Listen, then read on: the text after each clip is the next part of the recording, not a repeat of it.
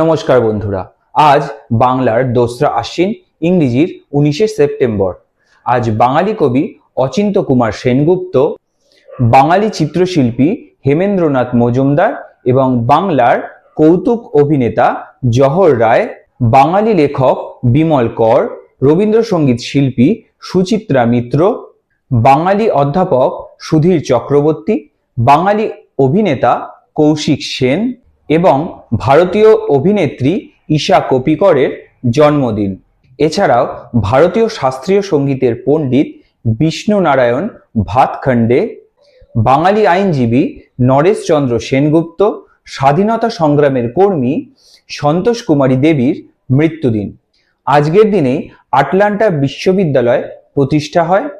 এছাড়াও ভারত ও পাকিস্তানের মধ্যে জল চুক্তি স্বাক্ষরিত হয়েছিল আজকের এই তারিখেই। প্রথম তাপ ও জ্বালানি উৎপাদনকারী উপাদান আবিষ্কৃত হয়েছিল।